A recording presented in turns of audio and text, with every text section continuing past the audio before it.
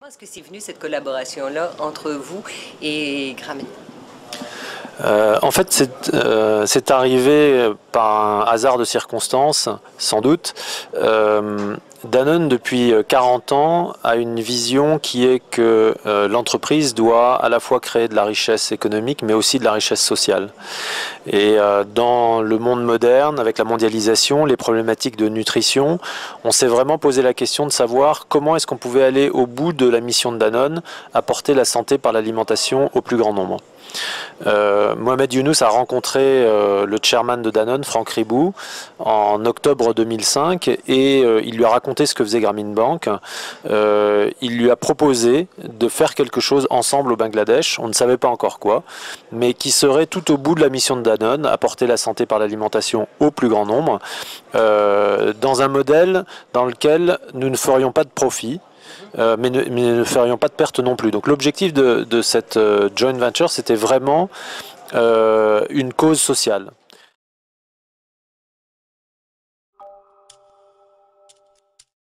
এই প্রজেক্টে আমরা যেটা শক্তি দই পেয়েছি, এই শক্তি দইয়ের মধ্যে আছে চালের গুঁড়া, খেজুরের গুড়, দুধ এবং বিভিন্ন ধরনের ভিটামিনস।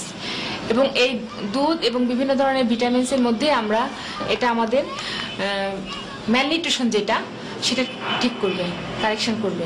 3 বছর জমা জমি নিলাম, বাড়ির জায়গা নিলাম, ঘর দরজা করলাম, একটা ছেলে ক্লাস 7 পড়তাছে, লেখাপড়া শিখাচ্ছি।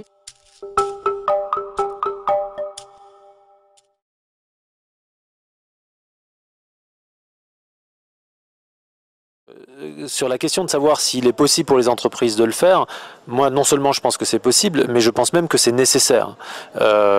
C'est possible à condition de lever des barrières mentales dans lesquelles on vit tous les jours. La maximisation de la valeur pour les actionnaires est une hérésie. Je ne dis pas du tout que les actionnaires ne méritent pas une rémunération. C'est évident qu'ils doivent avoir une rémunération. Ils sont parmi les tout premières parties prenantes de l'entreprise. Mais l'idée même de se dire que l'entreprise a un seul objectif et de maximiser les profits pour les actionnaires ne peut pas fonctionner, en tout cas pas dans le monde moderne. L'entreprise, elle existe parce qu'elle crée de la valeur et qu'elle partage cette valeur avec ses clients, ses fournisseurs, ses consommateurs, l'État, ses salariés bien sûr et ses actionnaires. Donc moi je crois qu'il est possible de s'engager dans un vrai impact social pour le secteur privé à condition d'être prêt à lever cette barrière mentale.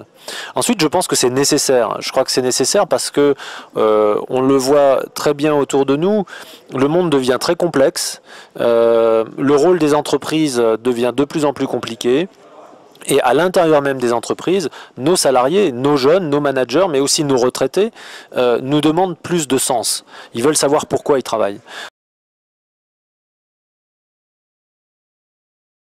Moi, je pense que une des choses qu'en tout cas le social business nous a appris, c'est de mettre des alliances en place avec des acteurs qui sont habituellement pas ensemble autour de la table.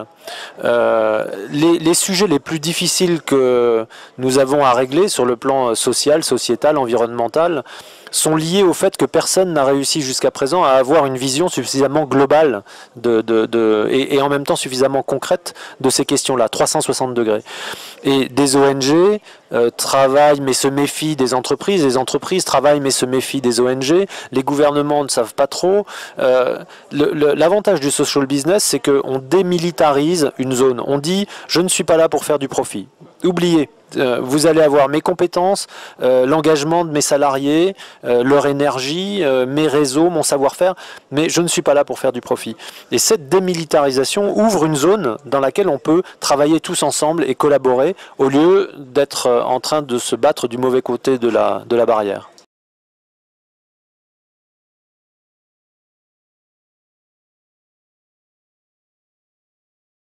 If I knew that I can do it, I wouldn't do that. I will go ahead and make it happen. And I go out and get excited each day when I make that impact in a little way. That it encourages me, it inspires me. My own work inspires me. And that's what makes the whole world open. So for young people particularly, even to try out these small things for the first time is a very exciting experience. And that transforms the person. He or she really becomes a citizen, that I live together. We are on this planet together. It's not just a nation. It's not my community in this corner of the city. The whole planet is a home for all of us together. So we can build a home which is beautiful, and we live in happiness.